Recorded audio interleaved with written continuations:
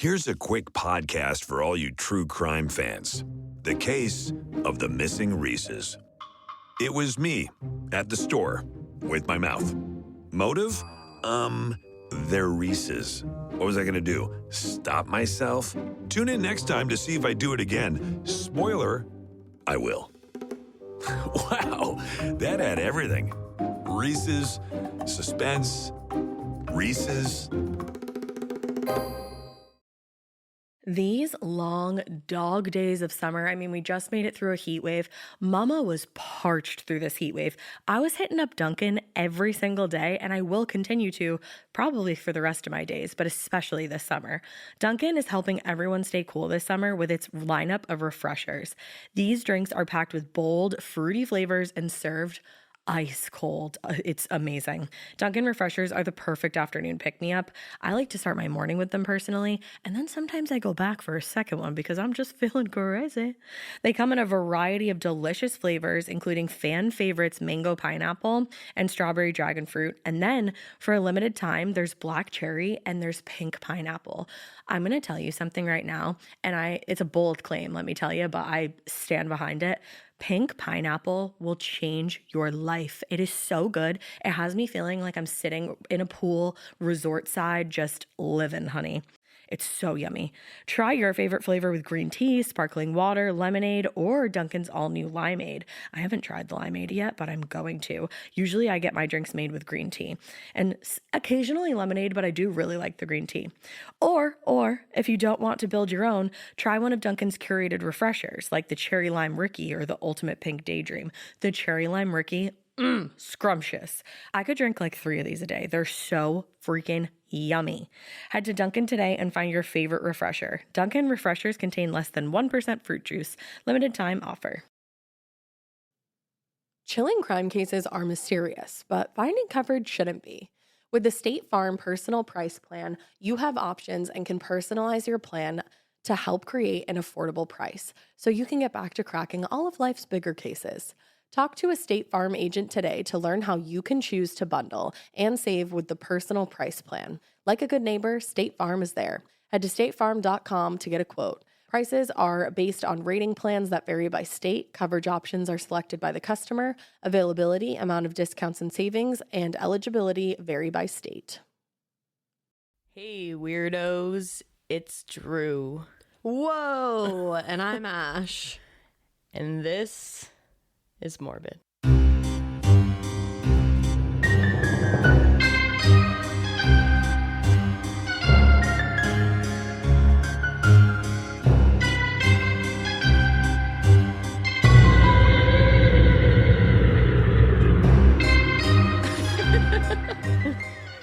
I love your intros. That was great. When we first recorded together last week when we were, I don't know, was it like 3 days ago? Who knows? But when I recorded the episode that I did with Drew, we literally forgot to say, and this is Morbid. And actually we did it this time too. And we went through the entire intro and then we were like, fuck, we never said this is Morbid. Yeah. I'm not really capable of doing my job without Alaina, to be honest.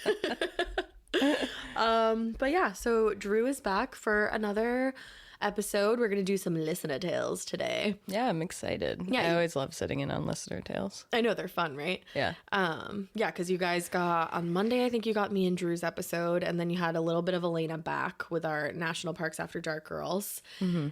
And then, or no, maybe, I don't know. It confuses me because some things come out early and some things don't, and I just don't understand what's happening. But yeah. You guys have gotten some podcasts, and this one has Drew on it. So, hey. Should we tell them what we're doing or what we got? Well, we didn't get it yet, but yes. Me and Ash are officially crazy cat people. Like, officially. I have had it. Officially. But yeah, we're adopting another cat. Yeah, we're getting a girl. And her name right now is Bunny, which is all well and fine, but we're coming up with different names because she's still a kitten, so like it's okay to change the name. We're not assholes. Yeah. But we're coming up with like, we really want to have it be like a witchy or like hippie name. So our top ones so far, what do we have? We have Wednesday, because if we get her, we might be able to get her on Wednesday this week, and I'm like, oh fuck yeah. Yeah. What else do we have? I like Wednesday. We were also thinking of Olive. I like Olive, yeah. I think we said Tully. We have a bunch of names in the running, but I have a little thing up on Instagram right now for people to help me come up with names. So hopefully that's still up there by the time you're listening to this and you can help us come up with a name. Yeah. But so I feel like I should just like read these to you and you can just like tell me what you think. Yeah, no. If people want to like a podcast about a struggling reader, then I can read, but I don't think anyone wants that. Stop. You're not a struggling reader at all. First one is called Listener Tales, the time I called the cops on hard-boiled eggs. All right. I don't know if I can say who this is from, so I'm just going to start it. It says, "Hi, I love you all so much, but let's get into it." Whoa, I love it. All right. A couple months ago, my best friend and I moved into a second-floor apartment in Baltimore. My roommate was out with friends, but I stayed in because I had to teach second graders the next morning. We love a teacher. I was getting ready for bed, packing my lunch for work, and settling into my room for the night. For some reason, I decided I wanted to sleep naked. I never do this, but just felt the urge. Apparently, there's like science that if you do sleep naked, you get a better night's sleep. Interesting. Yeah, I saw that on the Today Show the other day. Huh. I lay down and turn on my true crime podcast to lull me to sleep as always. And as I'm about to doze off, I hear a thud. Oh, that's never good. No. I brush it off as just a random creak, but then I hear it again and again. Okay. It sounded like somebody was in my kitchen going through my fridge. Knowing I was home alone and my roommate was 30 minutes away, I panicked. I hadn't made any friends in the city yet, and my parents lived 35 minutes away. I texted my roommate and my boyfriend, terrified, totally frozen in fear. My roommate tells me to call the police, so I do. I'm whispering to the 911 operator like I've been fucking kidnapped, and I tell her that I think someone is in my house. And then I hear another thud. She said that some officers were on the way. It was 1 a.m. at this point. The officers came up and start pounding on my door. I'm shitting my pants thinking, they just blew my cover. The operator tells me I need to go let them in, but to get to my door, I'd have to pass the kitchen where this person obviously is. So I say, "Can you just tell them to knock it down?" And she says, "No, ma'am, go let them in." Oh my God. Please remember, I am naked. I throw on a shirt and some underwear, but no pants for some reason.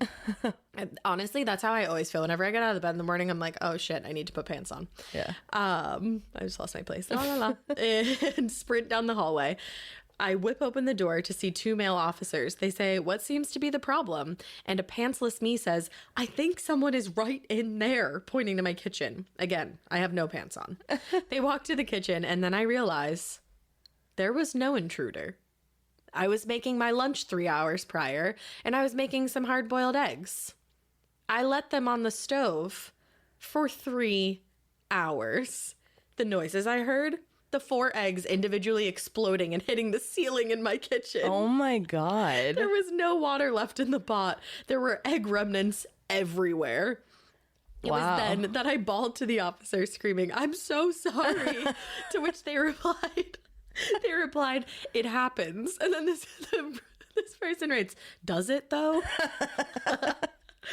So yeah, my roommate drove all the way home because when I called the police, I stopped texting her. So she thought that I was murdered, but it turns out I'd just been a dumbass who doesn't know how to set a timer. Love y'all, Jesse. That was great. I love that. That is iconic. That's some shit that I would do. Yeah, honestly. I love that. You're just like, you just start hearing like banging noises and you're like, of course your first thought is like, oh no, somebody's intruded in the house. Like I'm fucked right now. Yeah. And then you realize that it's eggs. Yeah. That I love it. That's funny. All right. Next one is called "It Was a Dark and Rainy Night." They have like a quick little story for Deb. It's I don't know if I should say this, so I'll get to the next part. Greetings to you amazing weirdos all the way from Nodak, North Dakota. Feel free to use my name. It's Courtney. I like that name. And all the names mentioned. First, I'm going to start off by apologizing for the length of this listener tale, as I like to talk and tend to randomly ramble. When I was little, if I was telling a story, my family would make sure they didn't interrupt me because I had the tendency to start my story over. Kids, am I right? Even though I'm typing this, I will probably start over multiple times because I want to make sure that this is an easy read if it's selected for a listener tale, which would make me burst with all the joy. Well, burst. There you go. Second, I need to give you the praise this wonderful podcast deserves. Thank you. I've been a listener now for a few years, and I want to thank you for filling all the dead air that surrounds me while I drive, clean, work out, and even shower. Yes, I am a morbid shower listener. It is either you ladies coming through my Bluetooth speaker or songs from Broadway musicals that I belt while I scrub-a-dub-dub with my Prose hair care. I love that. I do too. You love that because of the show tunes, right? Yeah. And like I like to listen to podcasts in the shower too. Yeah, who doesn't? It's like, then you're never showering alone, which like sounds weird, but if you're home alone and you're kind of freaked out and you put a podcast on, you're fine. Yeah. I mean, maybe not this one, but. Yeah. Lately, I've been propping up my phone and watching the pit stop while I shower. Yeah, I noticed that the other day, and I was like, are you really watching TV right now in the bathroom? That was iconic, though. Balance, because I'm a Libra. Whenever I listen to you two, I feel like I'm listening to some awesomely weird besties. It amazes me how much your relationship is like my sister's and mine. We joke that if we are secretly being filmed while together, it would be a very entertaining watch. I also love all the pop culture references to Mean Girls, Never Been Kissed, and America's Next Top Model. You're welcome. Which I think you should bring back. Oh, excuse me. Yes, which I think you should bring back palette cleansers and discuss each season of ANTM and who you wanted to win, best moments, makeover drama, etc. Seriously, though, if you lovelies lived in small town North Dakota, I'm sure we would be the best of friends. I'm also sure. And that's a great fucking podcast idea. Who is rewatching America's Next Top Model? Shea Coulee does a rewatch of America's Next Top Model. Shea Coulee from Drag Race. Yeah. I love Shea Coulee. And what's the podcast called? Do you know? It's called Wanna Be on Top. Iconic.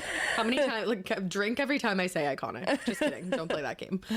Okay, last thing before I get to the real reason why we are here. Holy shit. Alaina, sending all the hugs to you after the passing of your beautiful Bubba. It's so hard losing a four-legged family member of your family. My cat, Velma, we are considering that name. Wow, yeah. Was recently diagnosed with diabetes, and it's been so hard seeing her little meow body change with all the things that it's been enduring. We had a hard go at it the past couple of weeks trying to get her regulated to the insulin injections, but I feel like we're finally on track. She's playing with my other cat, Stella. Oh my God, I like that name too. Like they are kittens again, and it brings my heart so much happiness. I feel you when you talk about how vet care makes a huge difference in your pet situation. My vet has been so wonderful, and I can tell she has a soft spot in her heart for my Velma meow. Oh, She even picked her up from my work to bring her to her day-long appointment so I wouldn't have to take off more time. Knowing that she has these issues and our time could be limited, I'm taking in all the cuddles and moments that I can. Hug your pets a little tighter each day. Oh, I know. There's like that picture of Bubba over there, and it keeps making me sad. I know. A listener actually painted that. I know. It looks just like her. Yeah. So many people painted pictures of Bailey, and like, you guys are so fucking talented. I miss Bubba. I miss Bubba so much. I actually cried about it the other day.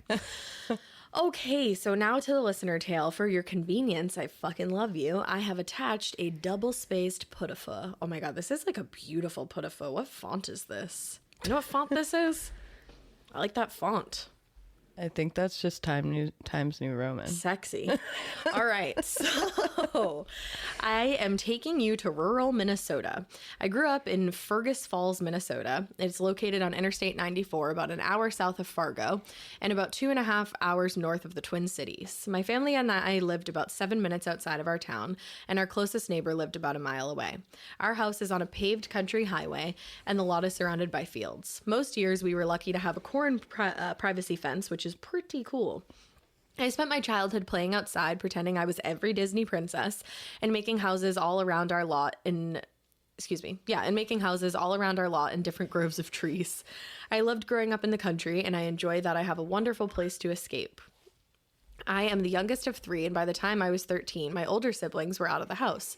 So it was like I was an only child through most of my teen years. Okay, enough about all that. On to the spookiness.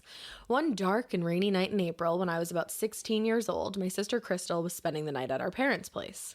It was about midnight, and my parents were already asleep. I had just crawled into bed, and my sister was still awake and on the computer in our family room. Remember when everyone had a computer in their family room? Oh, yeah. That was the best. I know. That was like, did you play like Roller Coaster Tycoon? No, it's so funny that you say that actually, because I was trying to think of this weird computer game that we all used to take in like computer class. We would play this weird game, and it was like this I think it was like a red ball that like floated and stuff like down this runway, and you had to move left to right to avoid things. I don't remember what you were supposed to avoid, but it was like it would get harder and harder and it would go faster like the further along you got. Was it I think I know what you're talking about. It's like blocks. It was like avoiding blocks or something. I think you're right. Yeah. It was like the weirdest game. Like there was really no point to it whatsoever, but we were all fucking addicted. Yeah, I was addicted to Roller Coaster Tycoon. I would like not finish the roller coasters, and then you send the people on the roller coasters and they just launch off, and then when they land it's like a big explosion. What does that say about you? I don't know. I think it says that you're a Capricorn. Yeah. I never played Roller Coaster Tycoon, but I used to play like addictinggames.com, like those games. Oh yeah, I used to play those games too. Those were fun. All right, back to the story. I was just about asleep and all of a sudden I hear honking coming out from outside. My bed was right next to the window, so I rolled over, pulled back the curtain, and looked outside. Through the raindrop-filled window, beautiful. Excuse me, I literally just burped. I saw a car stopped on the side of the road and its trunk end facing the house. Again, I heard honk, honk, honk, honk, and the car started to move clockwise and scan the field. Confused, I got up and walked past my sister in the family room, through the kitchen and into the living room where there's a big picture window that has a better view of the road. See attached photo? I will. When I got to the window, the headlights were shining right at me, and in the beams of light in the ditch was something big and hairy. Trying not to freak the fuck out, I tiptoed into the kitchen and quietly yelled, "Crystal, come here." Shit, that was like method acting right there. That was really good. I felt like I was you. I know. Not you, but like the listener. Yeah. She followed me back into the living room, and the car was still on the road facing the house, in the wrong lane for the wrong direction. We stood so still as we watched the car slowly start to move and then stop, move, and stop. We couldn't figure out what was going on. Then creeping out of the ditch came a big, hairy, Sasquatch-looking thing. It walked onto the road and stood just a few feet in front of the car. We could see the hair dancing with the wind and the headlights. Another beautiful sentence. Yeah. The car honked and then attempted to move forward towards this thing, but then it stopped. It honked again, moved, and then stopped. This thing was not moving. It was not scared of the car. It looked as if it was testing the car in some sadistic way. Then this thing started to slowly move to the passenger side and looked into the window of the car. I'm like shitting myself right now. I know. This was Car's chance. Oh, this was the car's chance. Wow, am I okay? We heard the screeching of tires and the car bolted towards our house, pulled into our driveway, turned around, and then drove the opposite direction as fast as it could. My sister and I looked at each other in awe of what we just saw. We were so fixated on the car driving away that we didn't see where the big hairy thing went. So what did we do next? We booked it into our parents' bedroom, which was attached to the living room, and we got Dad. We tried to calm ourselves before we woke up our sleeping parents to tell them about the thing that we just saw that could be headed toward our house next. Dad, there's something big and hairy outside. Pretty sure we said something of that nature. We were both scared shitless, so it could have come out more like, "Dada, something boo, scary big outside." Yeah. We told him to come with us into the living room so we could describe to him what we had just witnessed. Dad got up and told us to go in the living room, and he grabbed his handgun to have for easy access just in case. We tried to tell him to grab a bigger gun, but for now, before knowing what he would potentially have to defend his house against, he figured the handgun would be sufficient. AKA, I don't think he truly believed us, and he was thinking that we were two scaredy cats who watched too many scary movies. Anyway, so he and my mom stood by the window as we told them what we saw. They listened as we described and tried to act out what went down. Dad commented, "If one of you saw this, I wouldn't be too worried, but that both of you saw this, that makes the hair on the back of my neck stand up." Yeah. That's the thing, like both of them saw it. Yeah. And Mom clearly just wanted to go back to bed and said, "I'm sure it ran away, whatever it was." That's literally me. I am your mom. Yeah, she was concerned, but I think she had herself convinced that it was all a dream. We finally convinced Mom, who worked for the police department and records, to call dispatch and have somebody come out. Let's just say she didn't have the same urgency as we did when describing what we saw, but he agreed to come out and take a look. All right, he should be here soon. So we waited by the window, no lights on in the house, watching for anything that moved. We have a very tall yard that illuminated a big portion of the property. I bet you can imagine how that went. "Oh, I saw something. Did you see that by the shed? Did you hear that? I thought I saw something by the tree." And then there's Mom, bundled up on the couch in a blanket, falling in and out of sleep. Iconic. Again. drink. No, I'm just kidding. Don't. It seems like we waited forever for the cop to get there. So we decided to try to calm ourselves by taking a few deep breaths and sitting down on the couch. We no sooner sat and a large crash, which sounded like glass breaking, came from my parents' bedroom. Oh. My dad drew his handgun from the holster on his belt like an FBI agent in pursuit of a suspect, stance and all. My sister ran as fast as she could into the kitchen. I froze and just started hyperventilating on the couch, and Mom let out, "I wasn't sleeping, but I was," grunt. My dad, in his ready to protect his family stance, made his way into the bedroom, and my sister was frantically telling me to unfreeze my ass and run into the kitchen with her, but I just looked at her. My mind told me to haul ass, but my body would not move. It seemed like time stood still while we waited for the sounds of gunshots or for Dad to come back out of the dark bedroom with the all clear. What Dad discovered was a hairy, small, and Calico, our cat, Angel, don't let the name fool you, had knocked over and broke a glass in my parents' bedroom. Once we all, except Mom, had calmed down from that nerve-wracking moment, we were curious as to where the cop was. Surely he should have been here by now. Mom called dispatch to see where he was and learned that on his way out, he got tied up with some drunk driving incident. Not long after she called, he pulled into the driveway.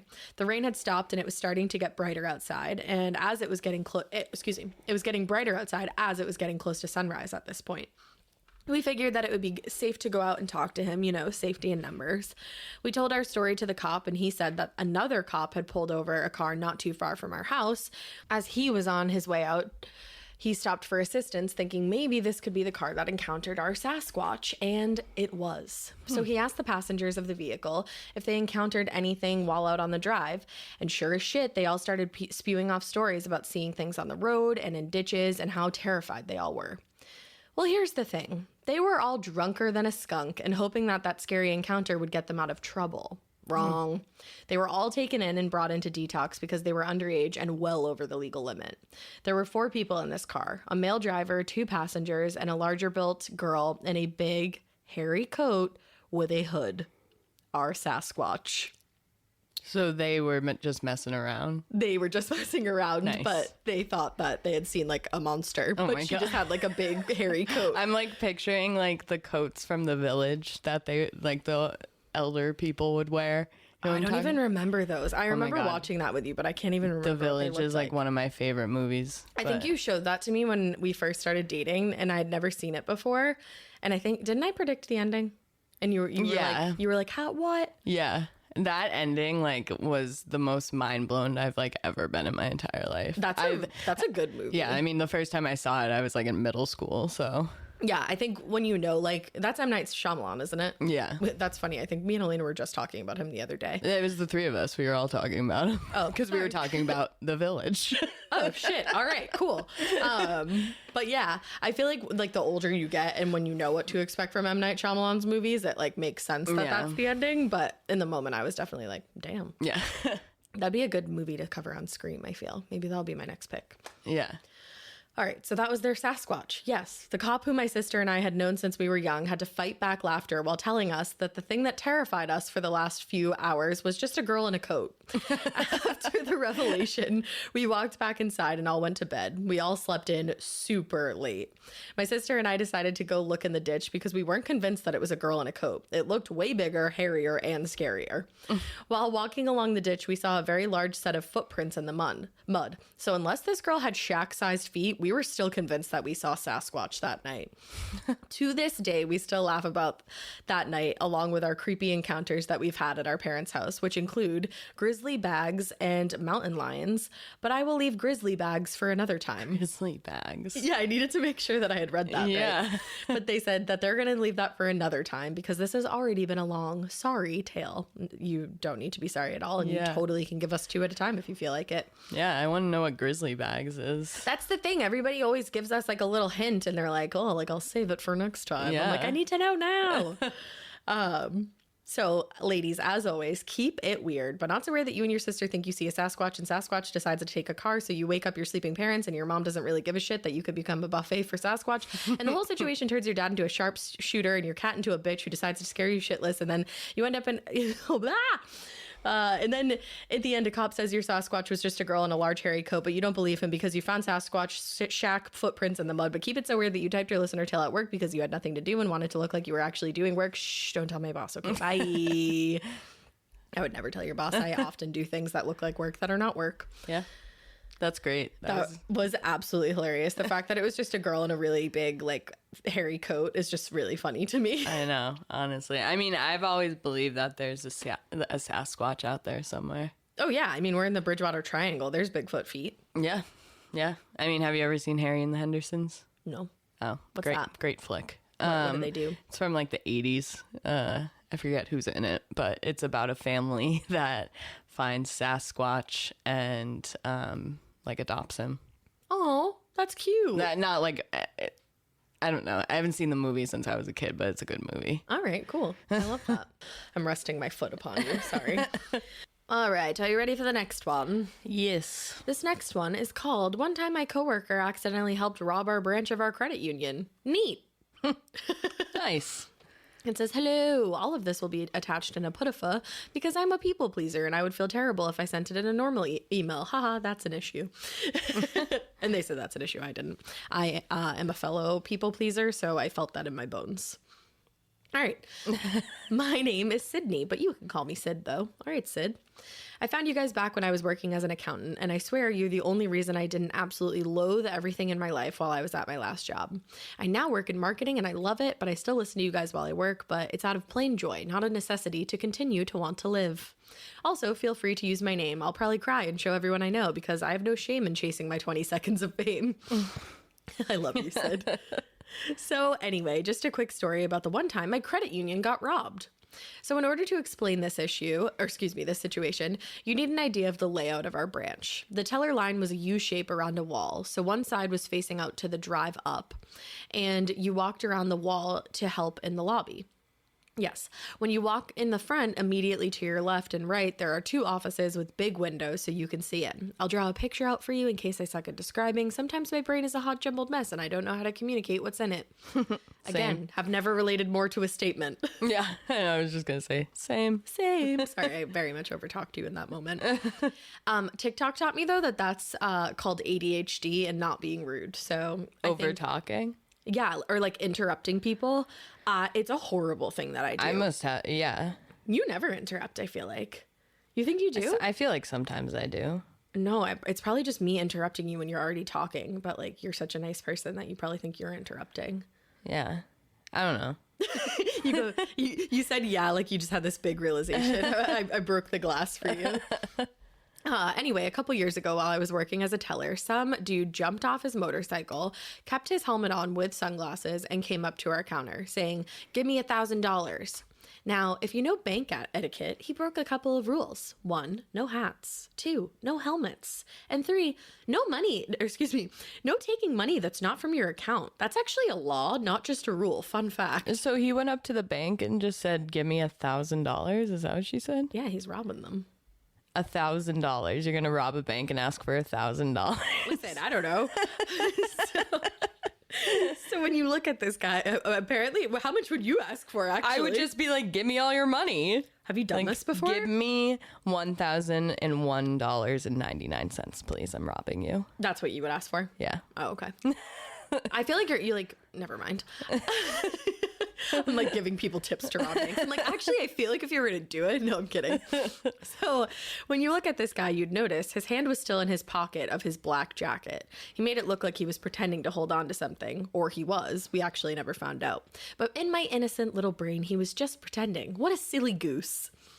He walks up to one of our mail tellers and says, "Give me $1,000. So my little nugget of a coworker didn't realize what was happening. Apparently the training wasn't good enough because this guy did not know that he was being robbed and said, "Okay, what's your account number, sir?" Let me tell you, if I wasn't about to pee my pants before, I was then, because who says that to a robber? Freaking goon. Haha. Well, I think he was probably confused because the guy just said, "Can I have $1,000?" No, he didn't say, "Can I have $1,000?" He said, "Give me $1,000. Oh. Like, that's robbery right there. Anyway, the robber dude says, "I'm robbing you. Put $1,000 on the counter." So then, oh, sweetie Austin, instead of pulling instead of pulling the picked up, he picked up his loose cash, not the bundle of $1,000 in hundreds he already had, and then proceeds to count out the money on the counter. 1, 2, 3, 4, 5, 6. The guy finally had to say, just give me the whole stack in your hand. Awesome move, coworker buddy. So then he hands him the cash. Awesome, this guy should... Awesome, this guy should be out of here and the cops should be on their way. While I had worked in banking for like 2.5 years at this point in time, I'd never been in a position where I could hit the panic button or pull the bait money or whatever to notify the police. Side story, one time I did mess up the alarm on a Saturday morning though, and oh my God, I literally cannot speak. One time I did mess up the alarm on a Saturday morning enough to get to the police to come to our branch, but that's because I'm an anxious idiot who didn't know how to type in the code, so it seemed like somebody was just trying to rob the branch. Anywho, honestly relatable because 9 out of 10 times when I walk into our house, I'm like, what's the code? Yeah. It's like beep, beep, beep. Beep, and I'm like, fuck. We also change it like quite frequently. Yeah, I'm always like putting in like the old codes. I know, right? Hot tip though, you should change your codes a lot, because then how's anybody going to remember them or know them? Yeah. Since I was working in the back at the drive-up window, though, you can see the underside of the counter from where the robber is standing. He could see my panic button and could see if I pulled the bait money, so I was frozen. I didn't know if bro had a gun, and I wasn't about to get shot for this. Let him take the money. The credit union has insurance for this kind of stuff. Yeah. The robber had also walked past the glass windows that led to the office, so there's a clear view of our branch manager. So if he does anything sudden, the robber can see him too.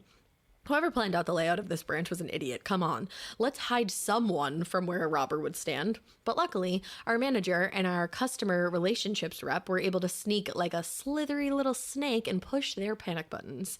Yay for the police in this case. So another fun way that my coworker that was robbed might have slightly helped the robber out is that he didn't hand out his bait money. We each had bait in each of our stacks of bills. We had a photocopy of the money recorded, so we knew what serial number was tied to it, so we could trace the money. How we kept this in our drawer was that we had the bait bill flipped upside down. Is like a bait bill like a fake dollar? No, I think it is real money, but I think what this person is saying is that they have a record of the serial number along the bottom. Oh, okay. So, and then like they have a stack and then the top is flipped over. So it's like the back side of the dollar, but they probably organized the rest of the drawer with the right side facing up. So they know what the bait money is. Got it. Yeah. They're literally explaining it right now. How we kept this in our drawer was we had the bait bill flipped upside down, so it was opposite the rest of our money at the bottom side of the stack. So when we were counting money out to our members, we would just leave that bill at the bottom and grab the money on top, so we didn't have to rescan bait bill all the time. Okay. So I think it's like one bill that like you'll know is traceable. Do you see what I'm saying? No, that makes sense. That makes sense. Or do you see what they're saying? I mean, my brother has worked at a bank since he was like in high school, and he's always said that if a robber comes in, he's like, they always say just give them what they want. And yeah, because that's like, you're not gonna get killed that way if you just give them what you want and don't get in their way, I guess. Exactly. So wild. Do you remember? I think I talk about this a lot on this show. You never want to watch it with me, and it makes me so sad. But you know the movie that I always ask you to watch about the cheerleaders, and one of them is pregnant, and they they go to rob a bank? I forget what it's called, but I fucking love that movie. What? Cheerleaders? Wait, I think we did watch this. No, we've never watched it. You never let me put it on. Hold on. Cheerleaders robbing a bank? Yes. You Google it. I'll continue reading. Okay. So the robber had asked for the full stack of hundreds. Awesome if you have the bait money because you can give it to him and we'll be able to track it. But not so awesome if you're a chicken nugget and you didn't pick up the bait money and it's still in the drawer. There's also one better thing in there that we love to tease him about after this day. So as a rule of thumb, as a teller, is to only have a certain amount of money in your cash drawer at all times. That way, if we do get robbed and they just want the drawer, it's not actually that much money. So the rule tends to be no more than 1,000 and 100 because we normally strap the $1,000 all together and then you keep it in a locked drawer near you. Cutie Patootie coworker had 1,200, not including the bait bill, in hundreds. So the robber was blessed with 1,200 instead of the 1,000 that he asked for. Yay for more money! The robber then proceeded to leave via his motorcycle, jumping the curb onto the busy street in front of our building and being a total douche on the streets. Like, everybody is probably cussing him out because he's cutting people off, riding between cars really fast. He jumped the curb. Bro, one crime at a time, please. So the silent alarm had been triggered, and there was actually a cop close by. But as the cop is getting told to come to our branch, he sees Buttface jump the curb and take off. He told us he had half a mind to flip around and pull that son of a gun over, but then he was notified that our silent alarm had been triggered, so he decided to come to our rescue. Thank you, sir, but also come on. That would have been hilarious if this dude robbed us and got pulled over immediately after because he was driving like a bonkers person. I love that, like a bonkers person. Yeah. Then the cop came, took our statements. We actually got the rest of the day off of work, so that was neat. And the guy who robbed us lived like 20 minutes from our branch. Turns out he was actually a member. Come on, dude. Credit unions are literally owned by their members. Why would you steal from yourself? Go to a different place that doesn't house your money. Yeah. Yeah, that's the other thing. Don't go to your bank. Like, if you're going to rob a bank, don't go to your bank. No. Even better. If you're going to rob a bank, don't. Yeah. There you go. You were like, yeah. I have no ulterior motives. I want everyone to know that. Yeah, I'm just saying. You should probably make that loud and clear, brother. I also am in a habit of calling you brother, which is like really weird. That's fine. We're not related. Wait, let me finish reading this and then tell us I the found movie. them. Oh, okay. Yeah. Okay. Clearly, Alaina's not here because this is so fucking disorganized. People are going to be like, Ash, never podcast again without her. All right. I know everyone misses Alaina, and she'll be back soon. He was caught the next day trying to spend the money he stole with the Walmart that's a block, at the Walmart that's a block and a half away from our branch. Silly criminal, leave town and steal more next time. But also, stealing from banks and credit unions really isn't worth it. We don't actually keep enough money in the physical location for it to be worth the jail time. And it's not even enough to supply you for that long. I think it would barely buy a moderate house, so you can't run away and live off that forever. And we were a federal credit union. That is a federal crime. Also not worth it. Yeah. Simple-minded bro, you gotta think your crimes through. But also, yay for being dumb, because then you're easy to catch. Haha. So that's the story about how my branch got robbed and my coworker proceeded to give him more money than he asked for and didn't give him the bait money and asked this dude what his account number was while he was being robbed. That poor kid. I know. I need to know if he still works there because I'm like, oh man, like you guys probably just roast him daily. Yeah.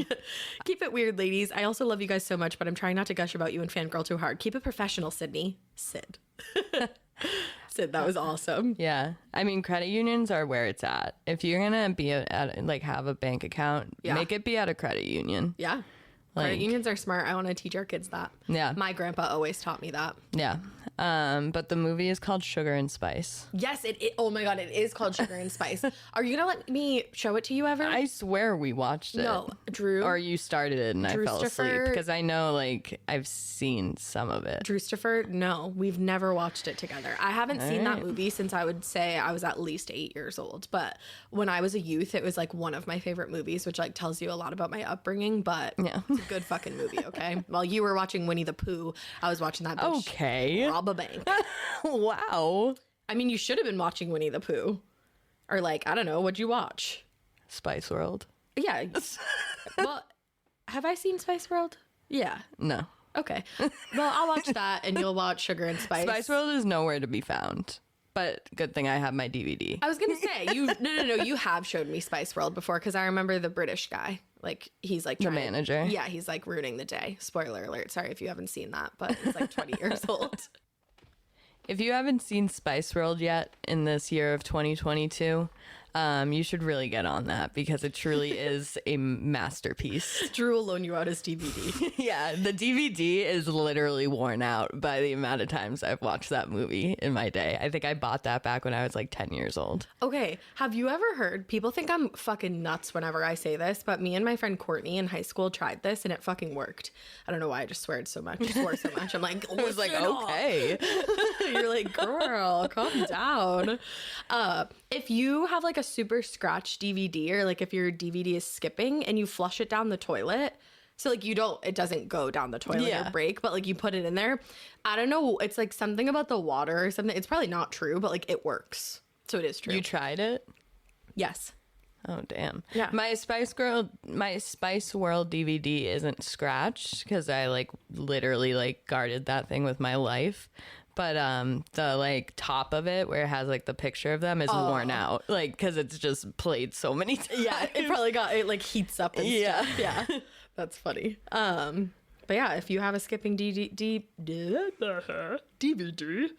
then flush it down the toilet. Yeah. Does anyone even still watch DVDs? I'm sure some people do. Like People like that were born in the 90s. Yeah, or like parents who have portable DVD players still for their kids, or like are there just like TVs in cars now? I don't know. Yeah. Yeah. We're like, we don't have kids. Who knows? I have 200 plus DVDs still, and I don't know what to do with them. Casual flex. I think you should keep them. They might be worth money someday. That is true. All right, well, back to the listener tales. This is listener tale, murdering wedding photographers and haunted engagement houses. All right. I feel like this is on theme for us. We were just talking about our wedding. Yeah, I love that. I got my dress and I love telling Drew that I got it and he can't see it. Yeah, it's been torture. Yeah. But anyways, all right. Hi there, most awesome women of all things murdery and spooky, and Drew. I just added that. My husband and I offer you a probably too long, but written in a tad bit different style than other tales. Oh, I'm excited. We're writing it together, but have different points of view on the bizarro world that came out of living in the inland Northwest. Feel free to edit as you wish. We tend to be wordy, and I also swear like a mother effer. Oh my God, it's almost like I knew. That's why I started swearing so much. You're my favorite podcast. The energy you both have. Please tell me your secret. I don't even know what it is. I think it's just coffee. Yeah, I was just going to say that too. Yeah. And the obvious passion you have for the subjects and compassion for the victims. Awesomeness all combined into two fantastic ladies. Thank you for everything you do. And I'm not sure if I can say your name, so I won't yet. But that was really sweet of you. Thank you. Yeah. Okay. Hello, weirdos. First time writer, short time listener, although my wife has been loving you longer and encouraged us to share our listener tale. For the sake of mystery and drama, we'll call it The Strange Case of the Killer Wedding Photographer in the Haunted House. Here is a 1.5 line spaced putafa just for you. Use the names if you choose and shorten as you wish. Never. I guess you can read this as a dual listener tale. My husband Joe, who writes in the black text, and I'm reading the red text right now for those who can't see, husband is a journalist who tends to be more factual and certainly does not swear. That's why he fucking married me, someone who actually can't go without swearing for 90 fucking seconds. I love it. I mean, that's both of us. I was like at a family party the other day and my 6-year-old nephew was there and I'm literally dropping like F-bombs and saying like BS and all this, and my cousin was like, can you stop? She's like, my child is literally right there. Yeah. I know. Sometimes I really usually do a good job of censoring myself around the girls, but if I'm like hyped up about something, I'll be like, oop, TT said a bad word. I slip in front of the girls all the time, but No, you don't that often. I mean, I think I'll like catch it or like mumble it, like it will like start coming out and you guys do the same thing too. Yeah, and then you just like change it into a different word. Yeah, exactly. All right, well, we work well together. I swear I swear and rant, and he is the calmest goddamn man that you'll ever meet. We sent our kids to Catholic school, and I'm pretty sure he, the kid, not the husband, taught all the first grade students the proper usage of motherfucker. I hope that I can claim that my child also did that someday. I don't know what that says about me. It's like on Real Housewives of Beverly Hills this season, the housewife Diana, who's from Bosnia and she has like an accent and everything. Yeah. Sutton called her a motherfucker and she's like, in my country, that's fucking your mom. And they're like, That's not what it is here. But that's why she was so offended though. Yeah.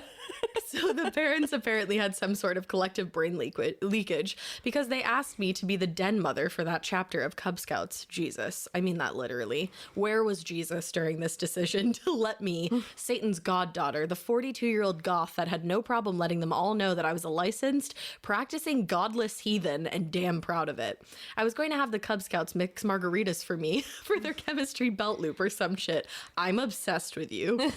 You measure shit, right? But for some reason, the pack disbanded when they asked me to be the pack leader. But first, some foundation for our tale. I grew up in the Seattle area, and this is the husband, by the way, where advanced knowledge of serial killers and random connections to them is in our DNA as much as Eddie Bauer raincoats and fuzzy socks and Birkenstocks any time of the year. I hope I said Eddie Bauer right. Do you know who that is? Eddie Bauer? Yeah. Isn't that like a clothing brand? Sure. Yeah, it's the raincoat. Yeah, I know like There's like, they have like outlet stores because my mom, like when we would go up to New Hampshire, she would always stop at the Eddie Bauer outlet. Okay, cool. Glad I said it right. My mom was also into true crime books before that genre was cool. So a normally fair family drive would include comments like, there goes a VW bug like the one Ted Bundy had, or Lake Samash, that's how I'm going to say it, is so beautiful. Did you know that's where Ted Bundy grabbed one of his victims? Our high school librarian used to work as a librarian at a school in Tacoma where Mr. Bundy was a student and remembered him as quite the reader. A former coworker's brother also worked in the Kenworth maintenance yard in South Seattle alongside Gary Ridgway, who was later discovered to have killed 40 women and dumped them in or near the Green River. Bonus background. Lino LaBianca, one of the Manson family victims, was a fifth cousin. Family lore tells us that his father and my great-grandfather came to the San Fernando Valley area of LA at the same time from the same village in Italy. That's wild. That is crazy. One of the victims' wallets was also found at a gas station a mile from my grandparents' house right off the freeway. Wow. Weird. Stuff like that, like, is freaky. Yeah, it's like the 7 degrees of separation and stuff like that. Well, it's like my dad, like everyone knows this, but my dad grew up in Illinois, and his childhood, like, town that he grew up in is like 20 minutes away from John Wayne Gacy's house. Yeah. And so my dad was like the prime age of John Wayne Gacy's like victims at the time. And it's just like the fact that like my dad was just wandering around and Gacy was probably just passing him in the night. And, Yeah, like, it's true. It's like we were saying, he went to high school with one of John Wayne Gacy's victims. yeah. Crazy. And my dad talks about it and just said that kid just disappeared one day and So no one knew. sad. Like, it's crazy. That's awful. Yeah. Well, we have the wife again, who is literally me, and I love her. Joe forgot to mention the fucking wackadoodle murdering assholes here in, I think it's Spokane, when I was going to school at Gonzaga. At one time, we had 2 serial killers going, and it confused the ever-loving shit out of the police. Robert Yates was probably the one everyone never heard about, despite killing at least 13 people in Spokane and several other cities. What self-respecting serial killer buries a victim under his bedroom window? Oh, what a fucking weirdo. Wow. I mean, if you can kill somebody. So, and he's not a weirdo like us guys. Well, obviously a seriously fucked up one. Yes, fucked up is hyphenated in this instance. I had to ask my writer husband because seriously, I was an art major at a private college and promptly forgot about word things through the use of large amounts of cheap beer. Sentence diagramming still needs shuddering shivers down my spine. Great, now I need another beer. There was also the most horrific fucking douche canoe you'll ever hear of named Joseph Duncan, who slaughtered 3 members of a family 20 miles from where we live in the most brutal way. Seriously, I cannot even describe it. It was that vile. Wow. Then he took the 2 youngest children from this family and hid with them in the mountains for months. Tragically, he murdered the young boy, and in the strangest of a late-night drunken diners, he took the young girl to Denny's in the middle of the night for a meal. A customer and a waitress recognized her from the missing posters and called the cops. For fuck's sake, seriously? What the fuck? Yeah. He was jonesing for moons over my hammy that much. I don't know what that means to you. That's like from Denny's. It's like a meal at Denny's, moons over my hammy. Oh, fun fact, I don't think I've ever been to Denny's. You've never been to Denny's? Are you kidding me? No, I was like an IHOP girl. And me and my friends would frequent Denny's like back in the day. I don't think there's really any Denny's like around my area that I know about. There wasn't a Denny's near Maynard, but there was But you one found one? Yeah, like a half hour away, and it was when we got our license, so we would just drive there all the time. And Denny's is open till like sometimes they're like 24 hours, so you can go like anytime. So is IHOP. Anyways, I have to say I feel no remorse knowing that piece of shit later died horribly in jail. I usually wish things like ball and dick cancer on fecal stains like that, but I'll settle for how he died. Later, we learned that the sick asshat also murdered several other children while traveling the country. During his trial, he said he liked to... Oh my God, what the fuck?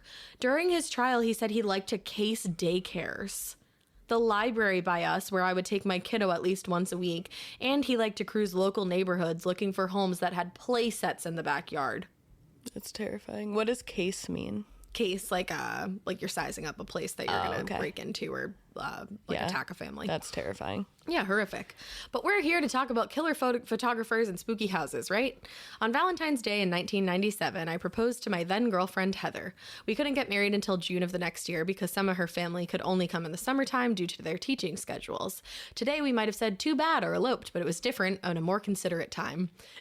The wife cuts in, yeah, I used to care about my family and social conventions. And then the husband says, we also didn't want to throw together a wedding in just a few short months for summer 1997, so our extended engagement gave us the chance to have our pick of vendors and venues and not rush so much. That's where we're at right now. One of these was our photographer. Heather's sister had used a guy named Gregory in his business Photos by Gregory for her wedding a few years earlier, and her pictures looked good. Heather also knew some of the photographers around town from working at a local art supply store. Gregory wasn't on anybody's bad list. The list was more reserved for the pros who thought they were too cool for school and charged a lot and delivered poor attitudes along with your pictures. By the way, the formal name of the list was "Come home, drink liquor, and bitch out these pompous, overpriced, mediocre nimrods that I had to deal with regularly" list. Gregory did shoot. Oh my! I'm so sorry, I cannot talk. Gregory did fine shooting our engagement photos. He had a slight touch of a creep, but nothing deal-breaking or too unusual for a creative artist. And then the wife says, "Hey, I'm an artist too, so I kind of get the slight weirdo vibe that most people don't understand, but holy shit balls." And then the husband says, he also had two websites, one for his wedding stuff and one for his more adult material, which leaned more into artsy/erotica. He later shot our wedding, but nothing amiss, and made it easy to buy the negatives. About a year later, a friend who may have also used him for her wedding said, "Did you hear Gregory was arrested for murder?" Gregory was arrested for murder. Yep. You're keeping up. Wonderful. No, I am. I'm sorry. I spaced out for 1 second. I looked at you and I was like, Greg, murder. They're photographer. Yes. Years later, we learned more thanks to a Dateline piece. Ooh, Keith was leaning on all sorts of shit during this episode. Oh, Keith is here with us right now. Keith is always in the pod lab. Gregory married a woman in the 1970s, had a couple kids with her, and she left him for another pro photographer.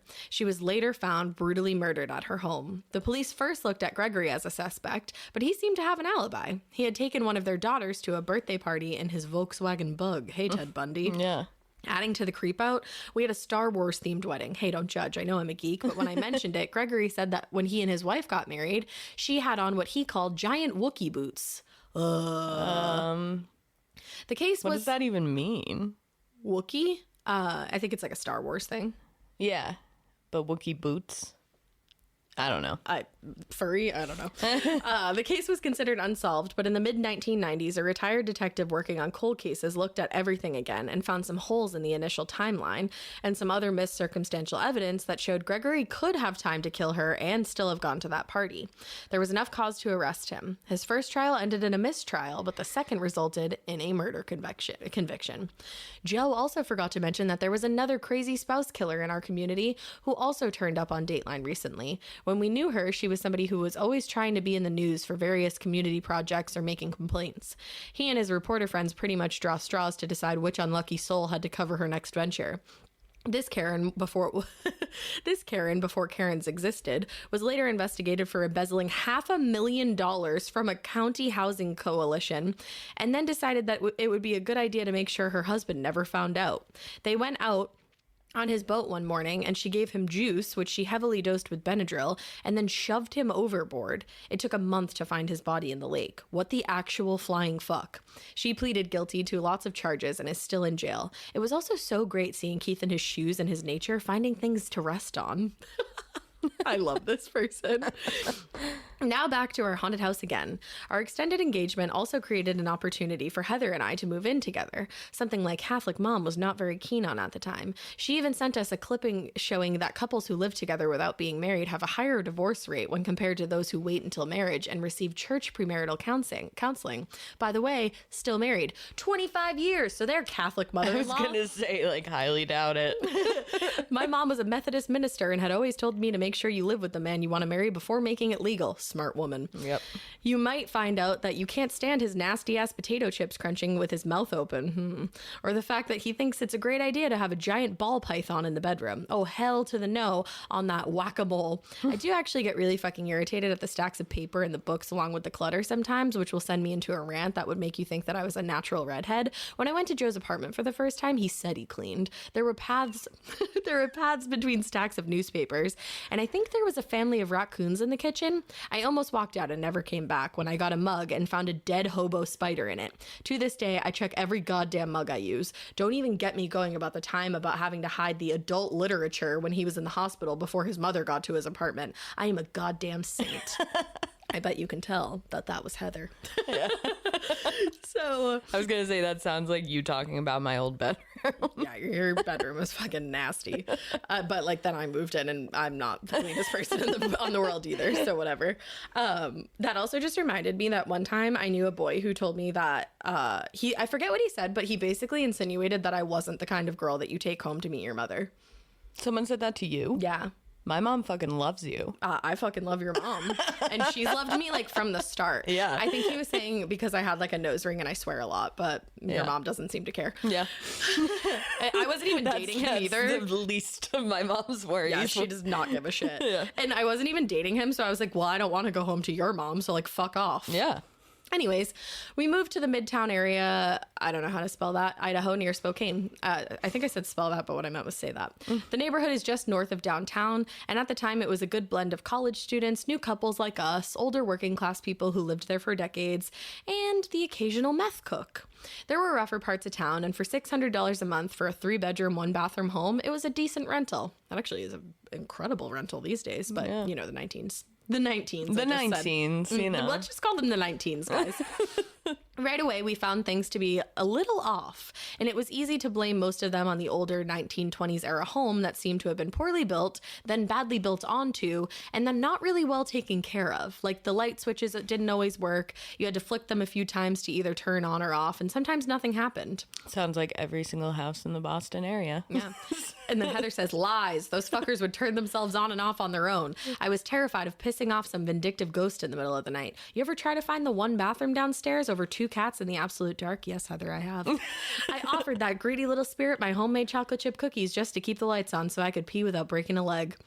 Or windows that never quite fit the frame, so if you pulled or pushed too hard, the window could pop out of the frame. Not a lot of insulation either. We sometimes woke up to snow in the bathroom. He says pulled or pushed too hard, but I think he blocked the fact that that motherfucking window and frame just fell out of the wall one night while we were in the next room.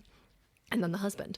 Once, one of Heather's coworkers offered her some finches. She didn't have great experience with the pet birds when she was little, but hoped things would be better this time. One morning, we woke up and all 4 were dead with no apparent trauma. And then Heather says, rationalization does not work when the house is practically screaming, get out, and killing your birds.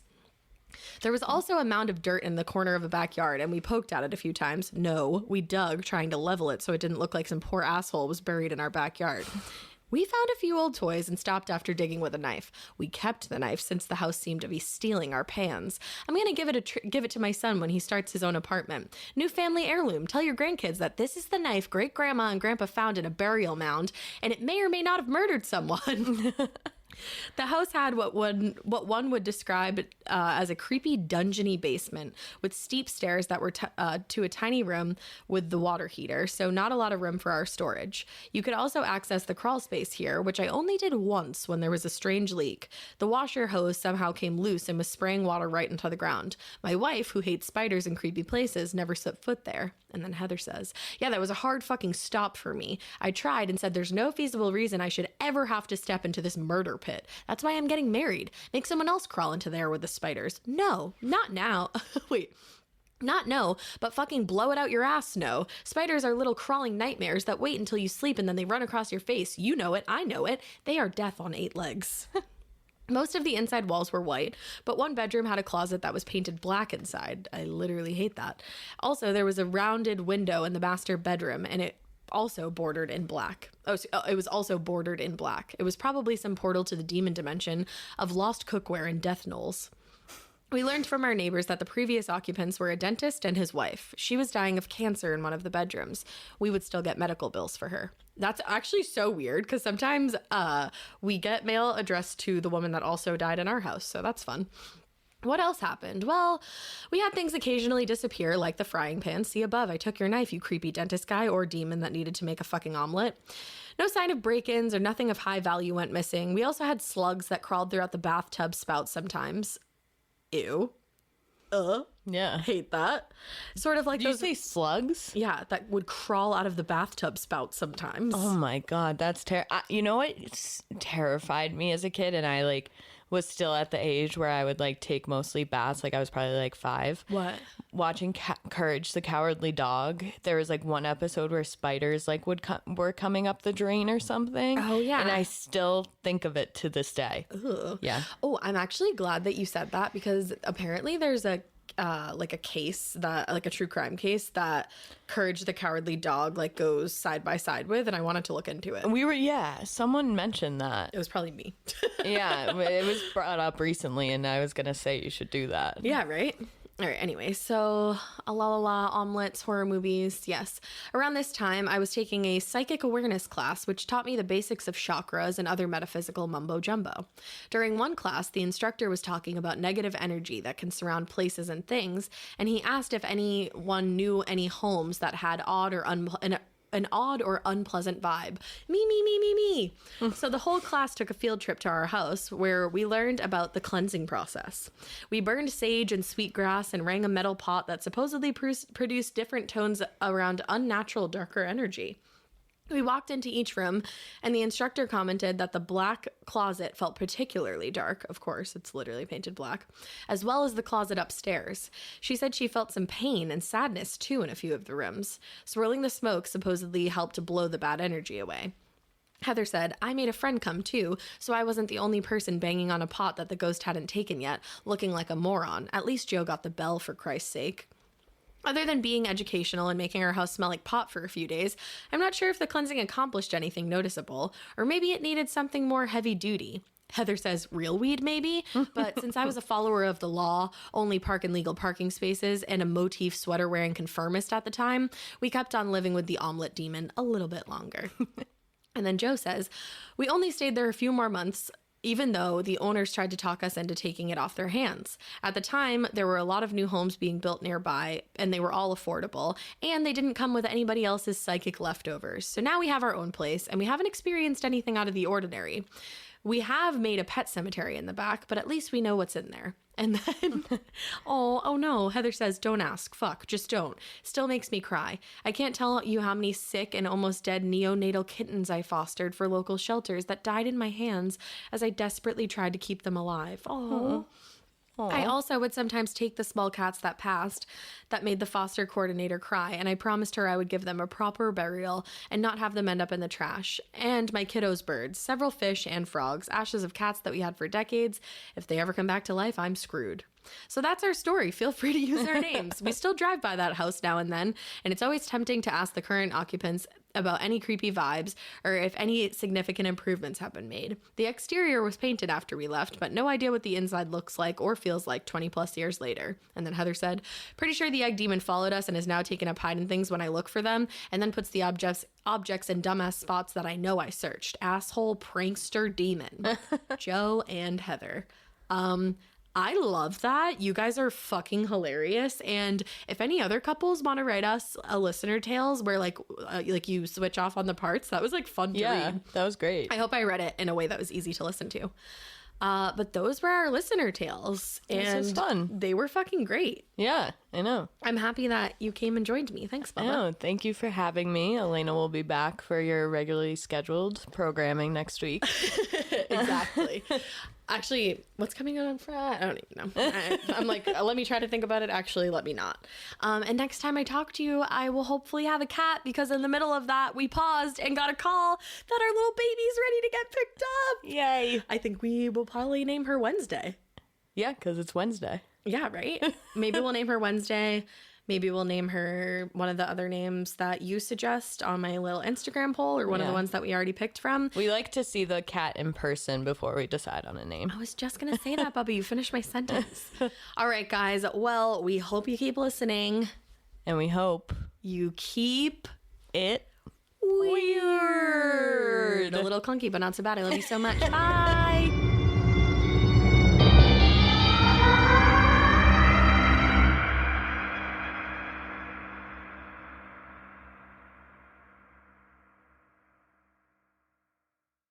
I like things my way. My coffee, my schedule, and my treatment.